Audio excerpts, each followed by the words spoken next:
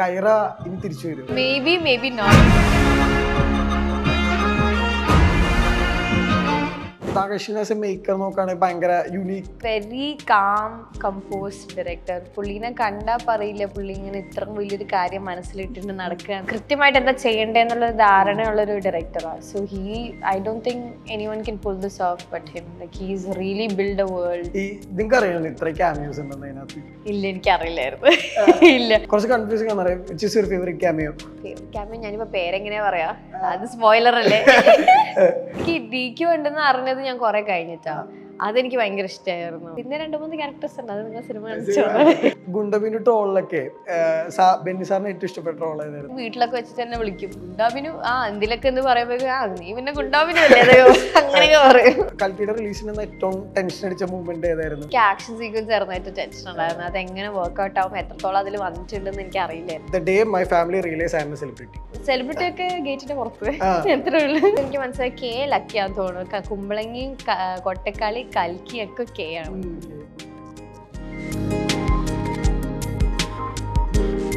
Hi hello viewers, welcome to our show untold with Ajin. ഇനി നമ്മുടെ കൂടെ കുറച്ച് അൺടോൾഡ് സ്റ്റോറീസ് പറയാനുള്ളത്. We have Anna Ben. So Anna Ben, welcome. ഈ ഒരു 6 years ബാക്ക് ഈ കണ്ടേക്ക് ചെയ്ത സമയത്തുള്ള അനാബൻ ഉണ്ടല്ലോ, അപ്പൊ എന്തായിരുന്നു ആക്ച്വലി സിനിമ ഫോർ യു? അപ്പൊ സിനിമയെ ഉണ്ടായിരുന്നില്ല. കണ്ടേ എനിക്ക് എൻ്റെ കുറച്ച് ഫ്രണ്ട്സ് ആണ് അത് ചെയ്ത് മ്യൂസിക് വീഡിയോ ചെയ്തത്. അപ്പൊ അത് ചുമ്മാ എന്നെ വിളിച്ചിട്ട് നമ്മളൊരു ട്രിപ്പ് പോണ പോലെ പോയിട്ട് ചെയ്തത്. ആ സമയത്ത് സിനിമയായിട്ട് യാതൊരു ബന്ധമില്ല. അപ്പൊ എങ്ങനെയായിരുന്നു ഈ സിനിമ കാണുന്ന ഒരു ഇതുണ്ടാവുമല്ലോ, മീൻസ് ഇപ്പൊ ബെന്നി സാർ ഉണ്ട് വീട്ടില്, യൂഷ്വലി എങ്ങനെയെങ്കിലൊക്കെ സിനിമ ഡിസ്കഷൻ ഒക്കെ ഉണ്ടാവും. സോ എങ്ങനെയായിരുന്നു അപ്പൊ ഈ സിനിമയിലൊക്കെ കയറണം, അല്ലെങ്കിൽ സിനിമയെ കാണുന്ന വിധമൊക്കെ എങ്ങനെയായിരുന്നു? ക്രിട്ടിക് പോയിന്റ് സിനിമ ഒരുപാട് എന്താ പറയാ, ഒരുപാട് ഡിസ്കസ് ചെയ്തിട്ടുണ്ട് വീട്ടില്. പല സിനിമകളും ഇപ്പൊ നമ്മൾ യൂഷ്വലി സിനിമക്ക് പോയി കഴിഞ്ഞ ശേഷം വീട്ടിൽ വന്നിരുന്ന് നമ്മൾ അതിനെപ്പറ്റി സംസാരിക്കാറൊക്കെ ഉണ്ട്. പിന്നെ പപ്പ എഴുതുന്ന കഥകളാണെങ്കിലും പപ്പ നമ്മളോട് വന്ന് പറയാറൊക്കെ ഉണ്ട്. അങ്ങനത്തെ രീതിയിൽ സിനിമ ഡിസ്കഷൻസ് പോവാറുണ്ട്. പിന്നെ സെറ്റിൽ പോവാറുണ്ട് പപ്പയുടെ കൂടെ. അപ്പൊ സിനിമ കണ്ട് പരിചയമുണ്ട്, ചെറുപ്പം തുടങ്ങിയ കണ്ടിട്ടുണ്ട്. പക്ഷെ അതിലേക്ക് ഇങ്ങനെ അഭിനയത്തിലേക്ക് കയറും എന്നുള്ള അങ്ങനത്തെ ഒരു ചിന്തയൊന്നും ഉണ്ടായിട്ടുണ്ടായിരുന്നില്ല. കോളേജൊക്കെ കഴിഞ്ഞിട്ടാണ് പിന്നെ അങ്ങനെ ഒരു ഓഡിഷൻ ചെയ്താൽ കൊള്ളാം എന്നൊക്കെ തോന്നിയത്. അതിന് മുന്നേ അങ്ങനെ ആലോചിച്ചിട്ടില്ല ശരിക്കും പറഞ്ഞാൽ. ഇല്ല, ഈ കളിക്ക് കണ്ടുകൊണ്ട് എല്ലാവരും ഒരു ഭയങ്കര ഹോണസ്റ്റ് റിയാക്ഷൻ ഉണ്ടല്ലോ, എങ്ങനെ ഉണ്ടായത്? കാരണം ഈ ഫസ്റ്റില് ഇതിന്റെ ക്യാരക്ടർ പോസ്റ്റ് മറ്റേ ഷെയർ ചെയ്തപ്പോഴും കുറെ കമന്റ്സ് ഉണ്ടായിരുന്നല്ലോ, ഈ ഗുണ്ടബിന് കരുവിടെയൊക്കെ ഉണ്ടായിരുന്നു. ഈ സിനിമ കഴിഞ്ഞിട്ട് എല്ലാവരും പറഞ്ഞ സംഭവം എന്ന് വെച്ച് കഴിഞ്ഞാൽ മറ്റേ മോസ്റ്റ് ഷോക്കിംഗ് ക്യാരക്ടേഴ്സിൽ പറയുന്നത് ഭയങ്കര സർപ്രൈസ് ആയിരുന്നു എല്ലാവർക്കും. എന്തായാലും ഭയങ്കര ഹോണസ്റ്റ് റിയാക്ഷൻ ആയിരുന്നു. ഓണസ്റ്റ് റിയാക്ഷൻ ആക്ച്വലി തിയേറ്ററിൽ ഇരിക്കുമ്പോൾ തന്നെ ഞാനും ഈ പറഞ്ഞ പോലെ ആ സീൻസ് കാണുന്നത് തിയേറ്ററിലിരുന്ന് സിനിമ കാണുമ്പോഴാണ്. കാരണം ഞാൻ കാണുന്ന പോർഷൻസ് എല്ലാം CGI ചെയ്യാത്ത പോർഷൻസ് ആണ് ഡബ് കണ്ടിരിക്കുന്നത്.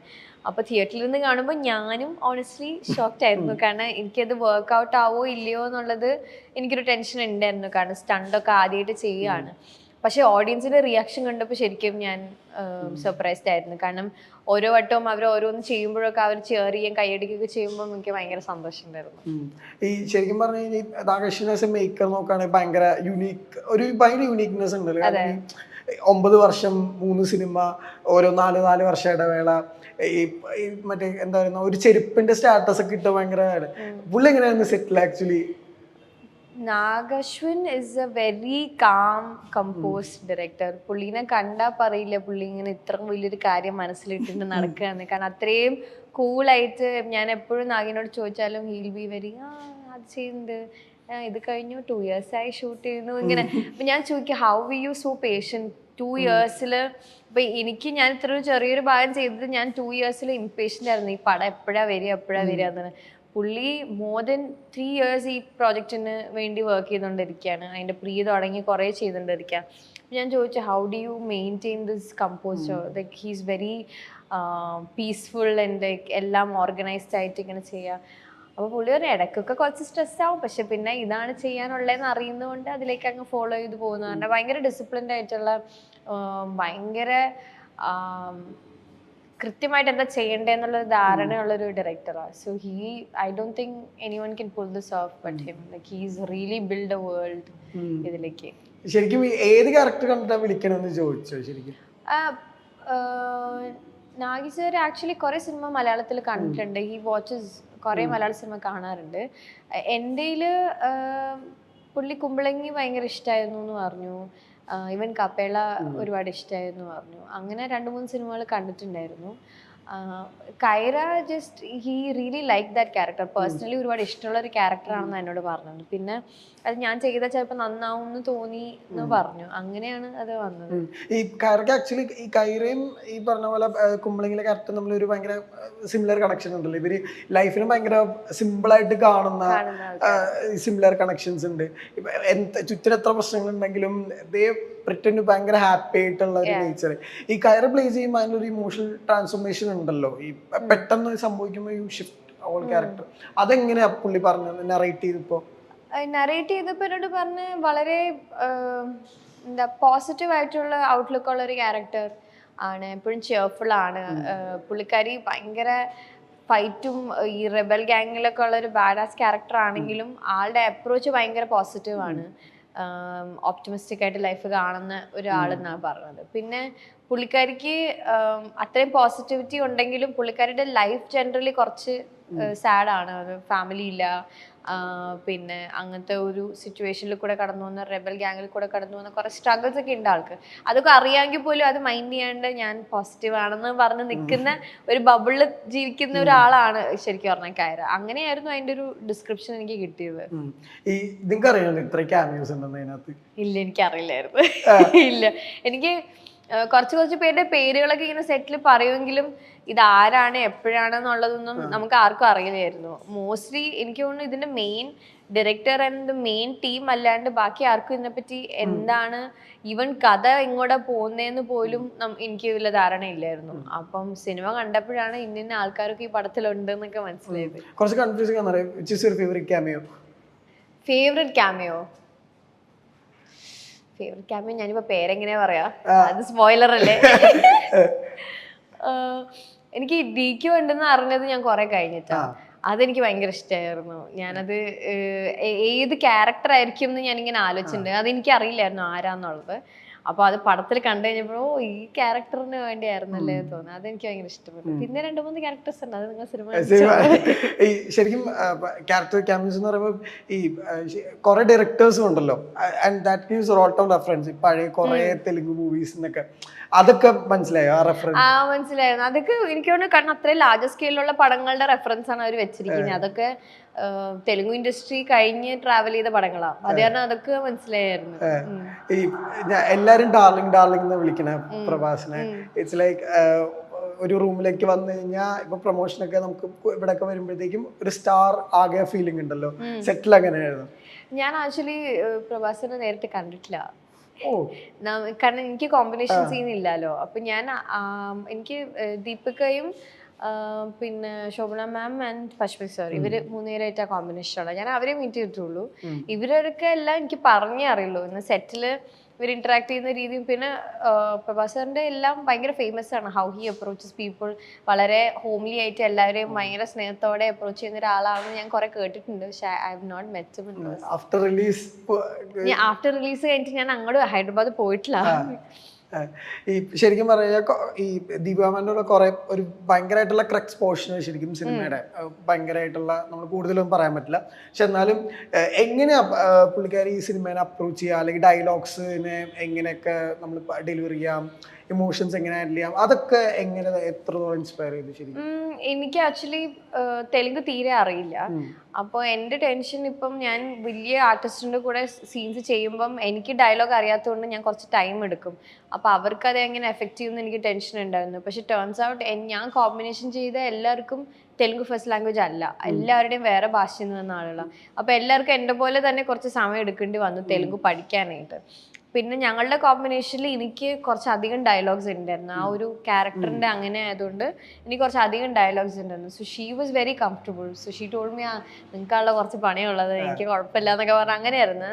വെരി ഫ്രണ്ട്ലി, വെരി കാഷ്വൽ ആയിട്ടാണ് നമ്മൾ സീൻ എടുത്ത് പോയത്. ഈ ശരിക്കും പറഞ്ഞാൽ ഈ വേൾഡ് ഭയങ്കര ക്യൂരിയസ് ആണല്ലോ കൽക്കിയുടെ. ഈ കൽക്കില്ല ഇൻജയുമ്പോ പ്രൊജക്ട് ആയിരുന്നല്ലോ.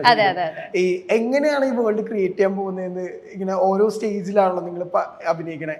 ഈ എഡിറ്ററോട് സ്പോട്ടിൽ ആരെങ്കിലും ഇങ്ങനെ ചോദിക്കും നിങ്ങൾ എന്തായിരുന്നു ഷൂട്ട് ചെയ്ത, അങ്ങനത്തെ ഒരു ക്യൂരിയോസിറ്റി ഉണ്ടായിരുന്നു? നമ്മള് എടുക്കുന്ന സീൻ എന്താന്ന് ചോദിക്കും, പിന്നെ ക്യാരക്ടേഴ്സ് ഉള്ളത് ആരൊക്കെയാന്ന് ചോദിക്കും, സോ എനിക്ക് ബിറ്റ്സ് ആൻഡ് പീസസ് മാത്രമേ അറിയുള്ളൂ. ഇങ്ങനെ ഒരു റിബൽ ഗ്യാങ് ഉണ്ട്, ശമ്പാലയിലേക്ക് പോകണം, ഇങ്ങനെ ശോഭന മാമിന്റെ ക്യാരക്ടർ, ഞങ്ങൾ എവിടേക്കാണ് പോകുന്നത്, why are we saving Deepika's character, അങ്ങനത്തെ കുറെ കാര്യങ്ങളൊക്കെ ഇങ്ങനെ പറഞ്ഞു തന്നിട്ടുണ്ട്. അല്ലാണ്ട് ഒരു ലാർജ് സ്കെയിലിൽ എന്താണ് പരിപാടി എന്ന് എനിക്ക് അറിയില്ലായിരുന്നു.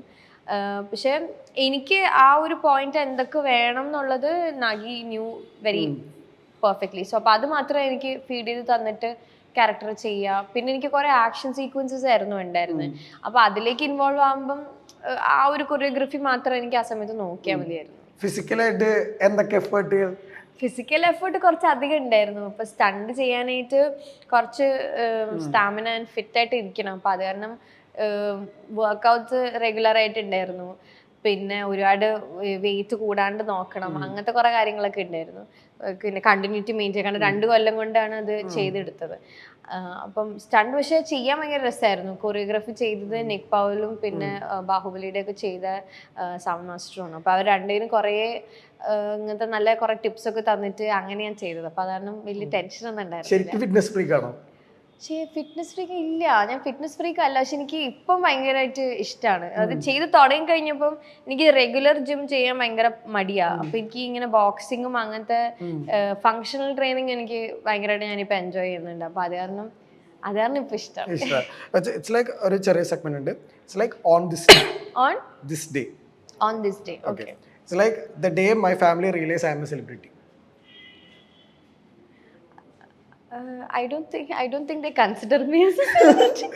അവർക്ക് ഇപ്പോഴും ഞാൻ സാധാ എൻ്റെ വീട്ടിൽ ഞാൻ എങ്ങനെയാണോ അത് തന്നെയാണ്. അവരങ്ങനെ സെലിബ്രിറ്റി ഒക്കെ ഗേറ്റിന്റെ പുറത്ത് എത്ര ഉള്ളു.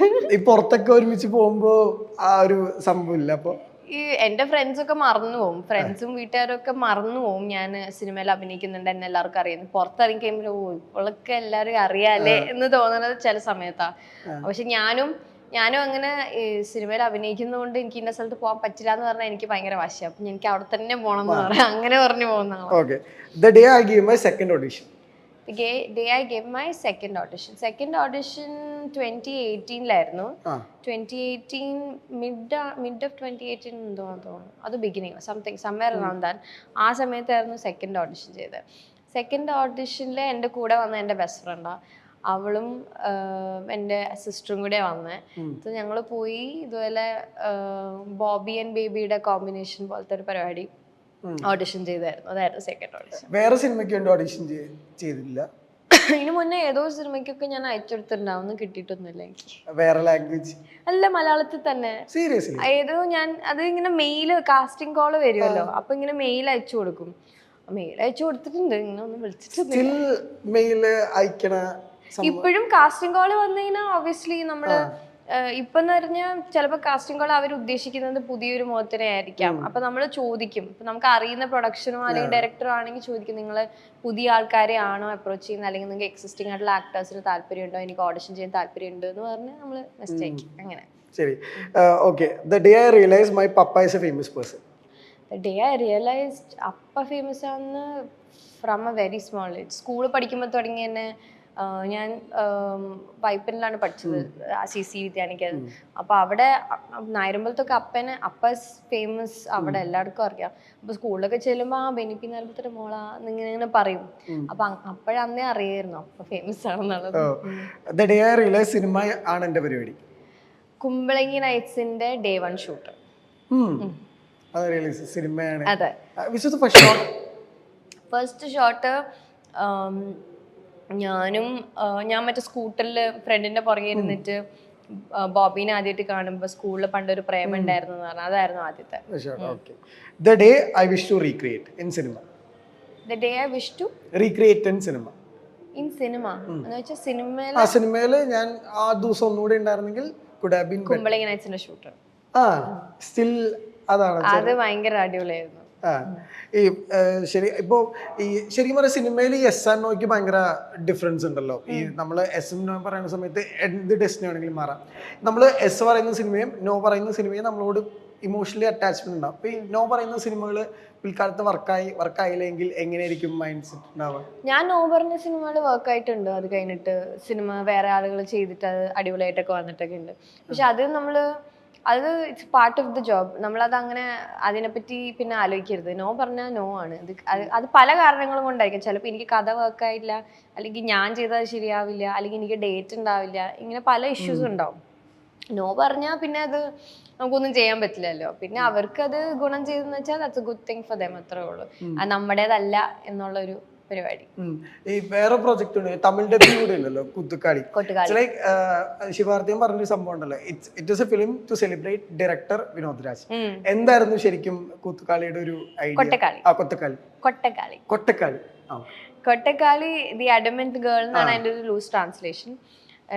അത് ശരിക്കും വിനോദ് രാജ് എന്ന് പറഞ്ഞ ഡയറക്ടർ പെബിൾസ് എന്ന് പറഞ്ഞൊരു സിനിമ മുന്നേ ചെയ്തിട്ടുണ്ട്. He is an exceptional director. പുള്ളിയുടെ ഫിലിം ലാംഗ്വേജ് വളരെ ഡിഫറെൻ്റ് ആയിട്ടുള്ള ഒരു എസ്തെറ്റിക് ഉള്ള ഒരാളാണ്. അപ്പം ഈ കൊട്ടക്കാളിയിലും അങ്ങനത്തെ ഒരു ഫ്ലേവർ ആ പടത്തിലുണ്ട്. സോ അത് കാണുമ്പോൾ ആ ഡയറക്ടോറിയൽ വർക്ക് നമുക്ക് ശരിക്കും മനസ്സിലാവും. ഞാനത് ഒരുപാട് എൻജോയ് ചെയ്തിട്ടുണ്ട്. അതിൽ മീന എന്ന് പറഞ്ഞ ക്യാരക്ടറാണ് ഞാൻ ചെയ്തിരിക്കുന്നത്. അത് ഭയങ്കര രസമുള്ള ഒരു ക്യാരക്ടറാണ്. വളരെ സീമിംഗ്ലി ഒന്നും ചെയ്യാനില്ല, പക്ഷെ എന്നാൽ പടത്തിൽ കുറേ ചലഞ്ചസ് ഉള്ള ഒരു ക്യാരക്ടറായിരുന്നു അത്. അല്ല, എന്തായിരുന്നു ഫിലിം ഫെസ്റ്റിവലിനൊക്കെ പോയപ്പോ ഒരു ഭയങ്കര ഹാപ്പി ആയിരുന്നു. കാരണം എൻ്റെ ഫെസ്റ്റിവൽ എക്സ്പീരിയൻസ് എൻ്റെ ആദ്യത്തെ എക്സ്പീരിയൻസ് ആയിരുന്നു ഇത്. ബെർലിനാലയ്ക്കായിരുന്നു ഇതിൻ്റെ പ്രീമിയർ ചെയ്തത്. Berlinale is one of the biggest film festivals. അപ്പം അതിൽ നമുക്ക് വേൾഡ് പ്രീമിയർ ചെയ്യാൻ പറ്റുക എന്ന് പറഞ്ഞാൽ അത് വലിയ വിഷയം തന്നെയാണ്.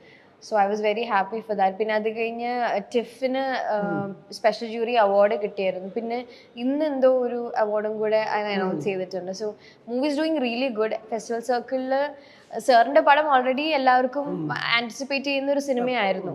അപ്പൊ ഇത് വന്ന് കണ്ടവർക്കും നല്ല കുറെ കാര്യങ്ങൾ പറയാനുണ്ടായിരുന്നു. സോ അത് ഭയങ്കര ഫെബ്രുവരി എപ്പോഴും ഭയങ്കര ലക്കാണ്. ഞാൻ അങ്ങനെ ആലോചിച്ചില്ല. ഇത് ഫെബ്രുവരി അല്ലല്ലോ. മീൻസ് ഇതിന്റെ പ്രീമിയർ ഫെബ്രുവരി ആയിരുന്നു. കുമ്പളങ്ങിയുടെ ഫെബ്രുവരി ആയിരുന്നു.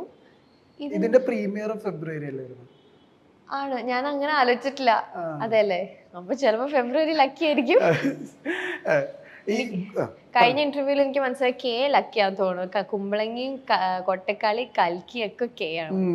അതാ എന്നോട് ആരോ പറഞ്ഞപ്പോ ഞാനതൊന്നും ആലോചിച്ചിട്ടുണ്ടെന്ന്. ചിലപ്പോ ഈ ഗുണ്ടബിന്റെ ട്രോളിലൊക്കെ ബെന്നി സാറിന് ഏറ്റവും ഇഷ്ടപ്പെട്ട ട്രോൾ ഏതായിരുന്നു? പപ്പയ്ക്ക് ഇഷ്ടപ്പെട്ട ട്രോള്, പപ്പ എന്തോ ഒരു ഡയലോഗിന്റെ സാധനം എനിക്ക് എപ്പോഴും അയച്ചിട്ടുണ്ട്. പപ്പ എല്ലാം ഇങ്ങനെ കാണും, ആരെങ്കിലും ഒക്കെ അയച്ചു കൊടുക്കും, എനിക്കത് ഫോർവേഡ് ചെയ്യും. എന്നിട്ട് ഇടയ്ക്ക് വീട്ടിലൊക്കെ വെച്ചിട്ട് തന്നെ വിളിക്കും, ഗുണ്ടാബിനു എന്തിലൊക്കെ എന്ന് പറയുമ്പോ നീ പിന്നെ ഗുണ്ടാബിനു അല്ലേ അങ്ങനെയൊക്കെ പറയും. അല്ല, പുള്ളിയുടെ സംബന്ധിച്ച വേറെ കണക്ഷൻ, പുള്ളി ക്രിയേറ്റഡ് ലോട്ട് ഓഫ് ഐക്കോണിക് മീംസും കാര്യങ്ങളൊക്കെ. ആ ഒരു റിലേറ്റബിലിറ്റി എപ്പോഴും ഉണ്ടല്ലോ ഈ വീട്ടിൽ. ഉണ്ട്.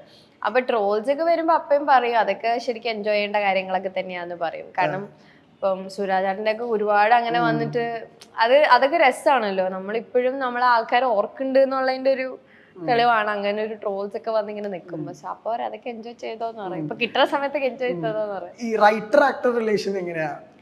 റൈറ്റർ ആക്ടർ റിലേഷൻ ഇപ്പൊ ഞങ്ങളിപ്പോ 5 സെന്റ് സെലീന എന്ന് പറഞ്ഞ സിനിമ ചെയ്ത്, പപ്പ സ്ക്രിപ്റ്റ് ചെയ്ത, ഞാൻ ആദ്യമായിട്ട് പപ്പയുടെ കൂടെ വർക്ക് ചെയ്യുന്നൊരു പടം. അത് ഞാൻ ആക്ച്വലി ആദ്യം എനിക്ക് ഭയങ്കര ടെൻഷനായിരുന്നു. കാരണം അപ്പയായിട്ട് ഞാൻ എങ്ങനെ അത് വർക്ക് ചെയ്യും. കാരണം അപ്പ ഞാനും കൂടെ ഉള്ള ബന്ധം എന്ന് പറഞ്ഞു കഴിഞ്ഞാൽ ഞങ്ങളെപ്പോഴും ഇടി ഉണ്ടാക്കും. ഞങ്ങൾ പക്ഷെ ഭയങ്കര സ്നേഹമാണ്, എന്നാൽ എപ്പോഴും ഇടി ഉണ്ടാക്കുകയും ചെയ്യും. എന്നാൽ രണ്ടുപേരുടെ ഒപ്പീനിയൻസ് ഭയങ്കര ഇമ്പോർട്ടൻ്റ് ആണ്. അപ്പോൾ ഇതൊരു ആക്ടർ റൈറ്റർ സ്പേസിൽ വരുമ്പോൾ ഞാനത് എങ്ങനെ ബാലൻസ് ചെയ്യുന്നൊക്കെ എനിക്ക് ഡൗട്ട് ഉണ്ടായിരുന്നു. പക്ഷെ അപ്പം അത്രയും സീസൺഡ് മെച്ചുവർ ആയിട്ടുള്ള ഒരു റൈറ്റർ ആയതുകൊണ്ട് എൻ്റെ എന്തെങ്കിലും മെച്ചോറിറ്റി ഉണ്ടെങ്കിൽ അപ്പയ്ക്ക് അത് ഹാൻഡിൽ ചെയ്യാൻ ഭയങ്കര എളുപ്പമാണ്. അപ്പൊ ഞാൻ ഇങ്ങനെ കുറെ ഡൗട്ട്സ് ഒക്കെ ചോദിക്കുമ്പോൾ അപ്പ അതൊക്കെ പറഞ്ഞു തരും. എനിക്ക് സെറ്റിലുള്ള ടെൻഷൻസ് മൊത്തം സോൾവ് ചെയ്ത് തരുന്നത് അപ്പോഴാണ്. അപ്പൊ എനിക്ക് അത് ഭയങ്കര കംഫർട്ടബിൾ ആയിരുന്നു. തിരിച്ചു സംഭവിക്കാറായോ? എന്താ റൈറ്റർ ആക്ടർ അങ്ങനെ അത്ര നറ്റില്ല. ഒരു ഉപദേശം തന്നിട്ടുണ്ടല്ലോ, സ്ക്രിപ്റ്റ് ആർക്ക് വേണമെങ്കിലും വായിക്കാൻ കൊടുക്കാം, പക്ഷെ നിന്റെ ഒപ്പീനിയൻ ആയിരിക്കണം, നിന്റെ തീരുമാനമായിരിക്കണം എന്തായാലും സംഭവിക്കുക. അതെന്തോരം ആസ് എ റൈറ്റർ പെർസ്പെക്റ്റീവില് ഹെൽപ്പ് ചെയ്തിട്ടുണ്ട്? അപ്പയുടെ ആ ഒരു പരിപാടിയാണ് ഞാൻ ഇപ്പോഴും ഫോളോ ചെയ്യുന്നത്. ഇപ്പം അൾട്ടിമേറ്റ്ലി ഡിസിഷൻ എൻ്റെ ആണ്.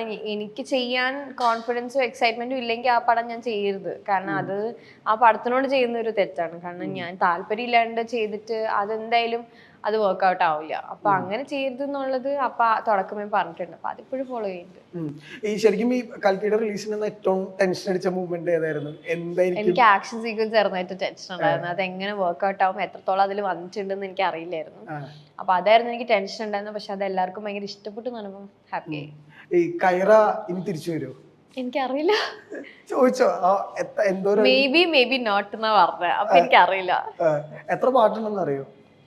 അതും എനിക്കറിയില്ല. സെക്കൻഡ് പാർട്ട് ഉണ്ടെന്ന് അറിയാം, പക്ഷെ അത് കഴിഞ്ഞിട്ട് എനിക്കുണ്ടോന്ന് എനിക്കറിയില്ല. വാട്ട് ചേഞ്ച് ആഫ്റ്റർ കൽക്കി?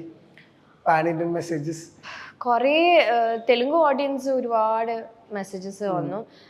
നമ്മുടെ നാട്ടിൽ നിന്ന് ഒരുപാട് പേര് സംസാരിച്ചു, ഇഷ്ടപ്പെട്ടു എന്ന് പറഞ്ഞിട്ട്. പക്ഷെ തെലുങ്ക് ഓഡിയൻസ് ഒരുപാട് പേർക്ക് ഇഷ്ടപ്പെട്ടു എന്ന് പറഞ്ഞ് മെസ്സേജ് അയക്കുന്നുണ്ട്. എനിക്ക് പാതി ഒന്നും മനസ്സിലായിട്ടില്ല, കാരണം പാതി മൊത്തം തെലുങ്കിലാണ്. പക്ഷെ എന്നാലും ഒരുപാട് സ്നേഹം കുറെ പേര് തരുന്നുണ്ട് കയറൊക്കെ. കയറിനെ ഒരുപാട് ഇഷ്ടപ്പെടുന്നുണ്ട് ഒരുപാട് പേർക്ക്. അത് എനിക്ക് മെസ്സേജ് ചെയ്തോ? എനിക്ക് റിലീസിന് മുന്നേ എനിക്ക് മെസ്സേജ് ചെയ്തു ഓൾ ദ ബെസ്റ്റ് എന്ന് പറഞ്ഞിട്ട്, ഇങ്ങനെ ഭയങ്കര എക്സൈറ്റിംഗ് പരിപാടിയാണ് എന്ന് പറഞ്ഞിട്ട് എനിക്ക് മെസ്സേജ് അയച്ചിട്ടുണ്ടായിരുന്നു. അപ്പോൾ ഈ പറഞ്ഞ പോലെ എല്ലാ ആശംസകളും നേരെയാണ്.